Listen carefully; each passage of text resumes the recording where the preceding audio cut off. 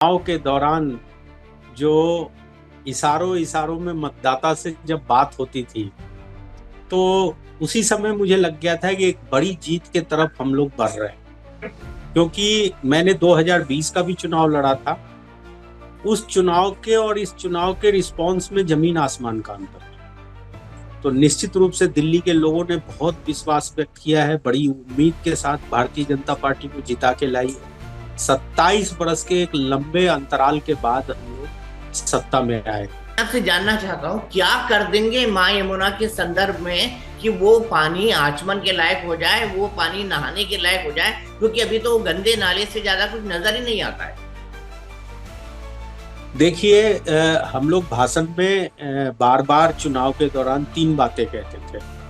पीने के लिए साफ पानी नहीं, सांस लेने के लिए साफ हवा नहीं, और यमुना अब तक की सबसे ये मैंडेट बहुत बड़ा है, क्योंकि दिल्ली की नजर, दिल्ली सिर्फ देश की राजधानी नहीं है। दिल्ली में आप उत्तर से लेकर दक्षिण और पूर्व से लेकर पश्चिम तक हर राज्य का इंसान बचता है। तो दिल्ली के राजनीतिक संदेश और संकेत बहुत बड़े हो जाते हैं। आपको ये नहीं लगता? इसीलिए आपकी रिस्पॉन्सिबिलिटी कुछ जरूरत से ज्यादा।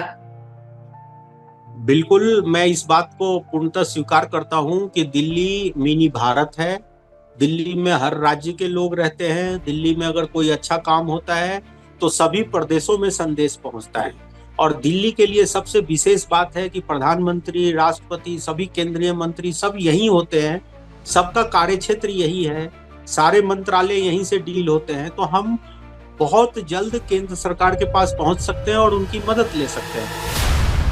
नमस्कार दोस्तों, मैं हूं दीपक चौरसिया और मेरे इस YouTube मंच पर आपका स्वागत है। आपको पता है, दिल्ली विधानसभा चुनाव में मैंने हर मुद्दे और हर पहलू की रिपोर्टिंग आपके सामने पहुंचाई है। मैं तमाम नए युवा नेता जो भारतीय जनता पार्टी और बाकी अन्य पार्टी हुआ, वैसे तो यहाँ भारतीय जनता पार्टी का वर्चस्व है, उनके उभरे हैं, उनसे भी आपको लगातार मिलवा रहा हूं। ऐसे ही एक MLA हैं अभय कुमार वर्मा। अभय कुमार वर्मा लक्ष्मीनगर से आते हैं, पूर्वांचली हैं। इसीलिए अभय जी का नाम शुरुआत में चला था कि वो भी मुख्यमंत्री बन सकते हैं। लेकिन उन्होंने बहुत ही सहजता से इस बात से ये इनकार कर दिया था कि भारतीय जनता पार्टी का आलाकमान हमेशा सही फैसला करता है।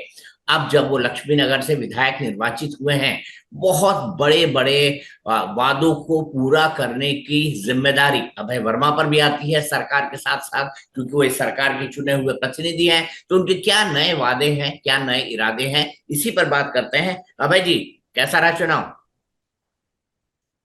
बहुत बढ़िया रहा। लोगों ने बहुत प्यार दिया। और चुनाव के दौरान जो इशारों इशारों में मतदाता से जब बात होती थी, तो उसी समय मुझे लग गया था कि एक बड़ी जीत के तरफ हम लोग बढ़ रहे हैं। क्योंकि मैंने 2020 का भी चुनाव लड़ा था। उस चुनाव के और इस चुनाव के रिस्पांस में जमीन आसमान का अंतर था।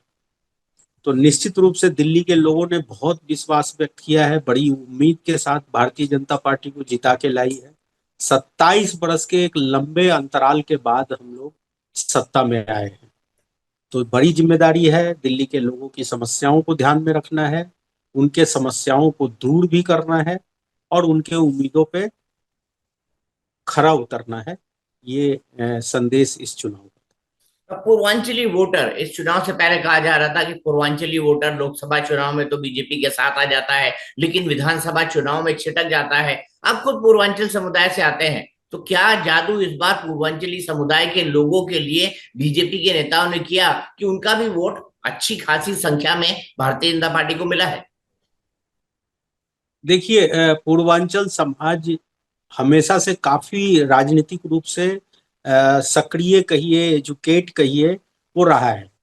और इस समाज ने इस बार इसलिए बढ़ चढ़ के वोट दिया कि एक तो प्रधानमंत्री नरेंद्र मोदी जी का दोनों हाथ फैला के ये अपील करना कि एक बार दिल्ली मुझे दो।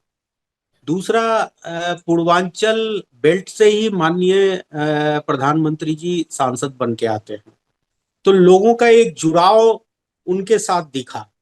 दूसरा, हमारे जो पूर्व मुख्यमंत्री आदरणीय केजरीवाल जी, वो लगातार तिरस्कार करते रहे।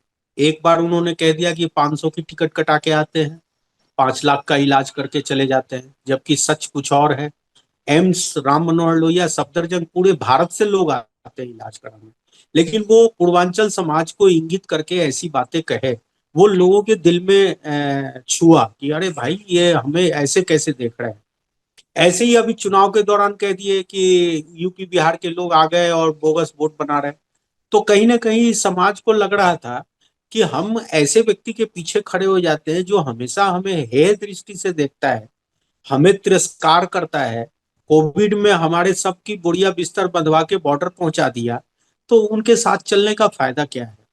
और ये सब लोगों के मन में था। छठ पूजा का यमुना नदी में नहीं होना, समाज अपनी सांस्कृतिक विफलता भी देख रहा था कि हमारी जो सांस्कृतिक पहचान है वो खो रही है। तो इन सब को लेकर लोगों ने मन बनाया और निश्चित रूप से भारतीय जनता पार्टी के पक्ष में वोट किया, और उसी का परिणाम है कि हम इतनी बड़ी संख्या में जीत के आए। आपने यमुना नदी की बात की। आपका जो इलाका है वो माँ यमुना से बिल्कुल लगा हुआ है, लक्ष्मी नगर की। जब भी आप यमुना का ब्रिज क्रॉस करके, आईटीओ का ब्रिज क्रॉस करके नीचे उतरते हैं, तो मेरे ख्याल से पहले ही जो लोकेलिटी पड़ती है वो लक्ष्मी नगर की ही पड़ती है। तो मैं आपसे जानना चाहता हूँ, क्या कर देंगे माँ यमुना के संदर्भ में कि वो पानी आचमन के लायक हो जाए, वो पानी नहाने के लायक हो जाए? क्योंकि अभी तो गंदे नाले से ज्यादा कुछ नजर ही नहीं आता है।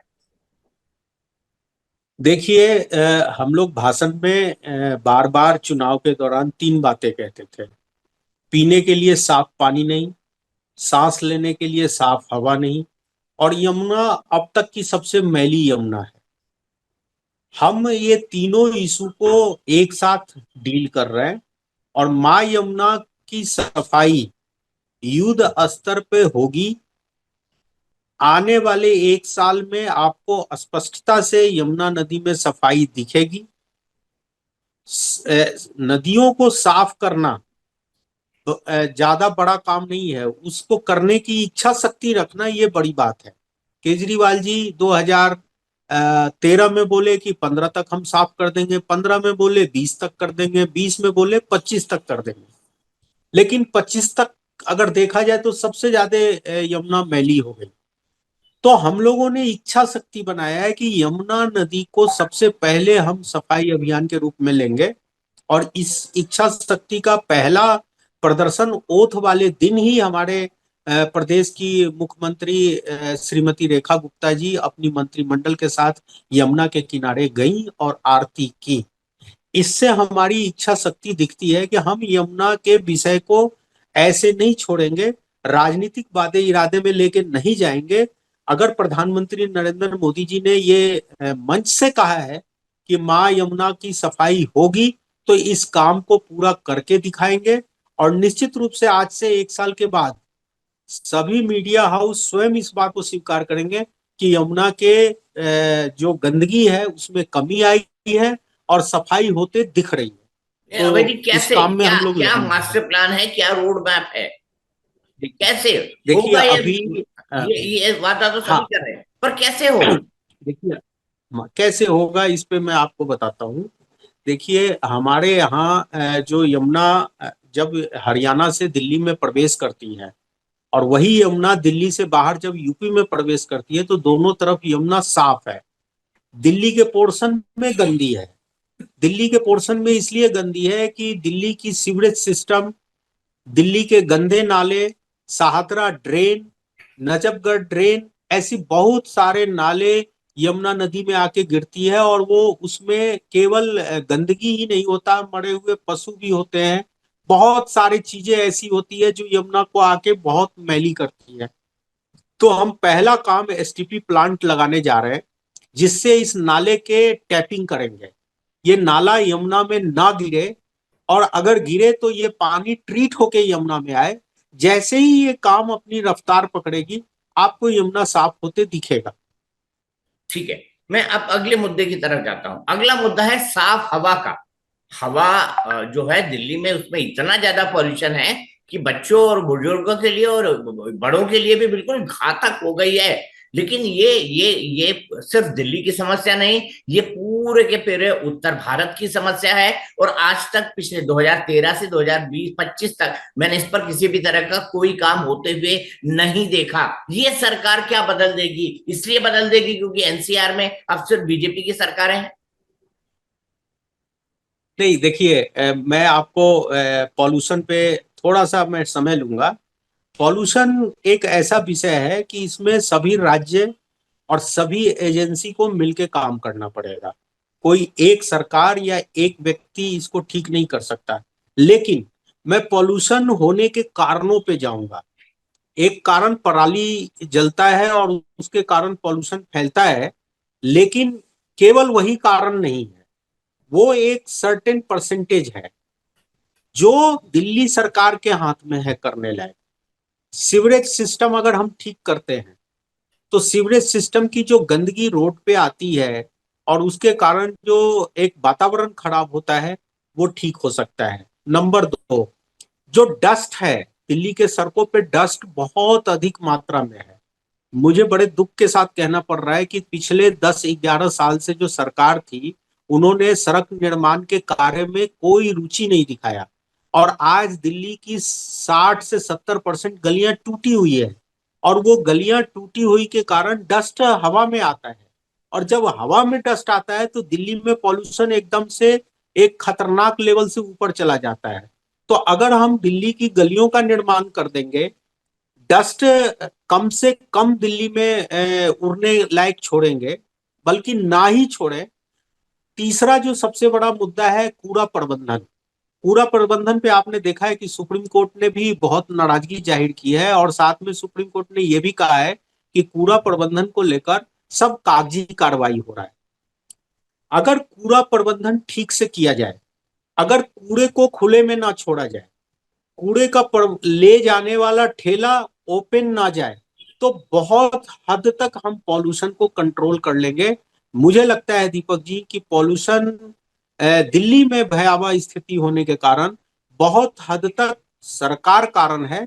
क्योंकि यहाँ पे कई एजेंसी काम करती है। पीडब्ल्यूडी अपना रोड देखती है, डीडीए अपना देखता है, एमसीडी अपना देखता है, फ्लड कंट्रोल अपना।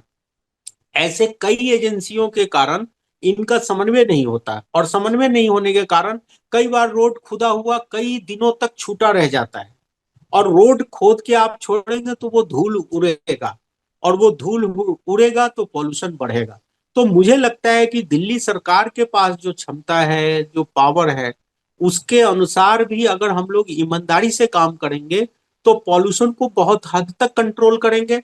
और जैसे आपने कहा, एनसीआर यानी कि हरियाणा और उत्तर प्रदेश में भी हमारी सरकार है, तो हम लोगों का कोऑर्डिनेशन अच्छा होगा तो काफी हम कंट्रोल करेंगे। बस मुझे लगता है कि थोड़ा हम सबको समय मिलना चाहिए। ये सरकार को आए हुए अभी 20 दिन हुए हैं।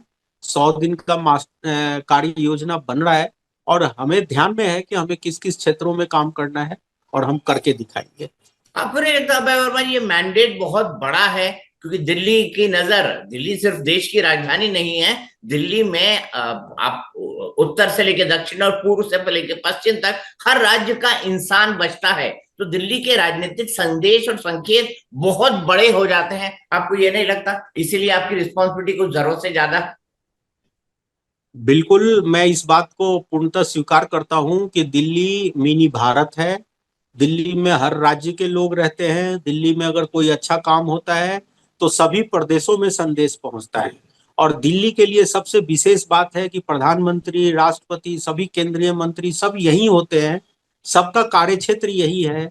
सारे मंत्रालय यहीं से डील होते हैं। तो हम बहुत जल्द केंद्र सरकार के पास पहुंच सकते हैं और उनकी मदद ले सकते हैं।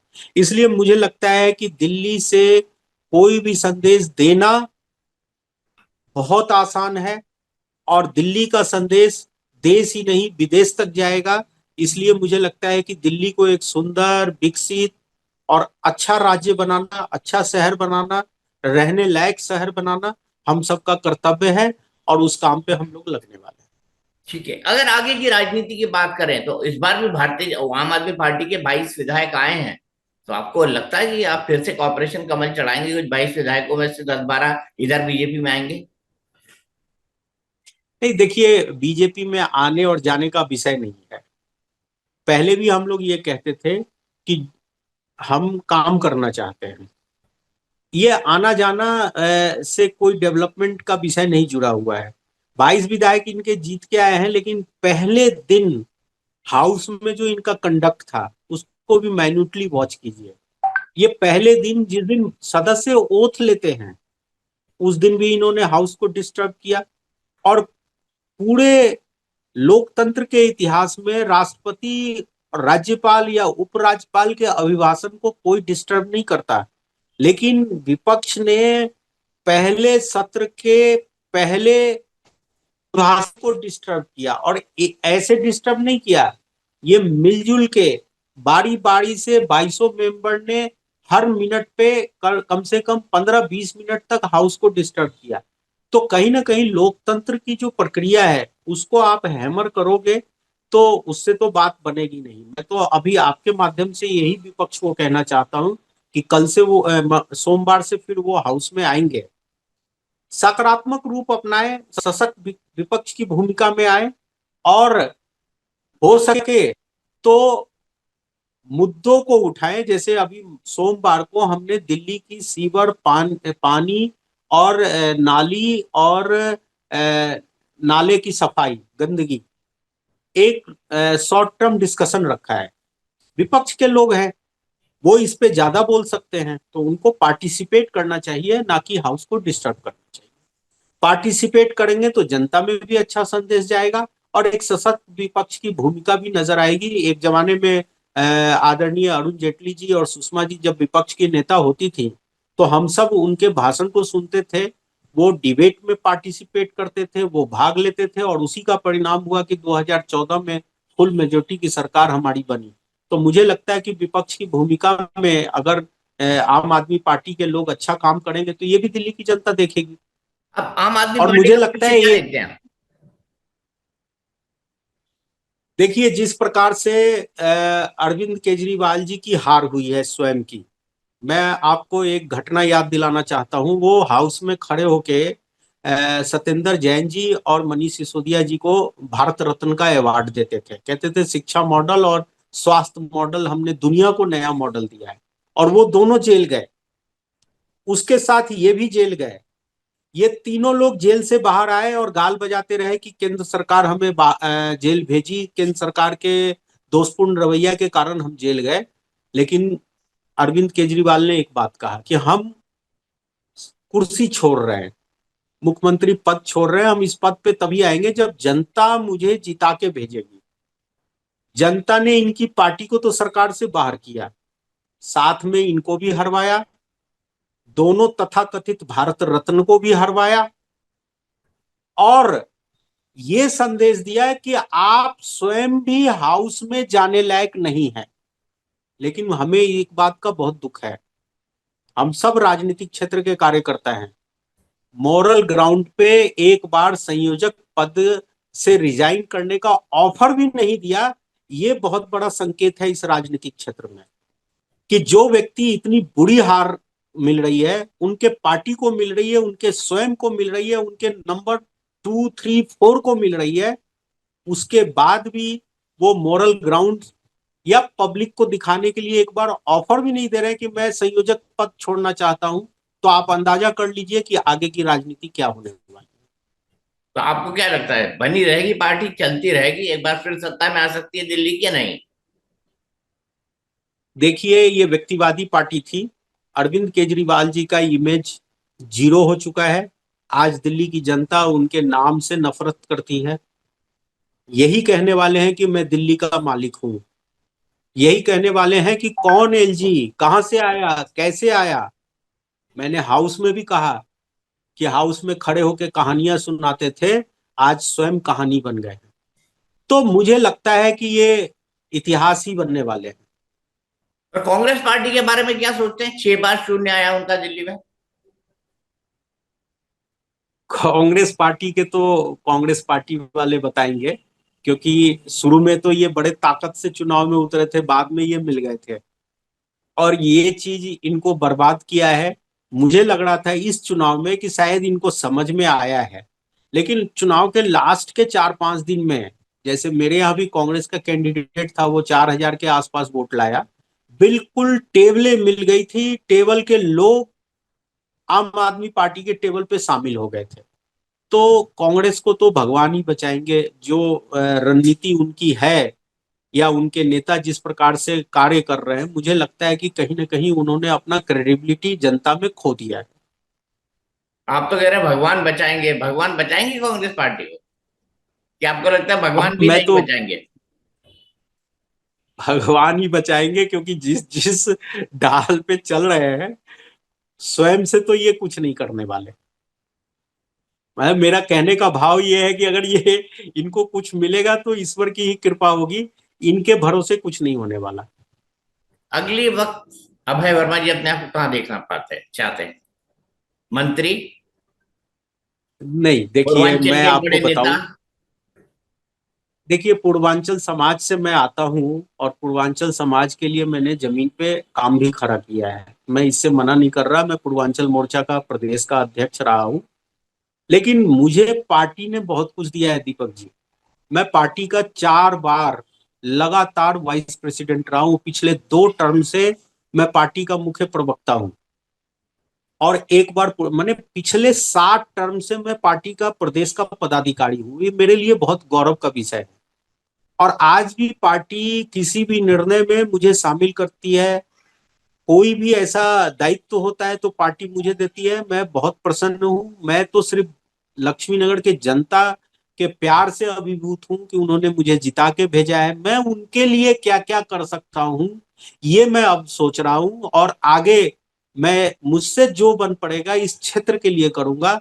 मैंने पहले भी अपने भाषण के दौरान कहा है, जीना यही है, मरना यही है, और इन्हीं के लिए मरना है। इसलिए मैं क्षेत्र के लोगों के लिए ही लगूंगा। बाकी जो दायित्व तो पार्टी मुझे देती है उसको निर्वाह करता हूं, आगे भी करता रहूंगा। मैं कार्यकर्ता हूं, कार्यकर्ता ही रहना पसंद करूंगा। चलिए, बहुत बहुत शुक्रिया आपसे बातचीत के लिए अभय जी। बहुत बहुत शुक्रिया, हम जुड़े, हमने बातचीत की। बहुत बहुत आपकी व्यूज की धन्यवाद। बहुत बहुत बहुत बहुत धन्यवाद दीपक बहुत जी। बहुत शुक्रिया।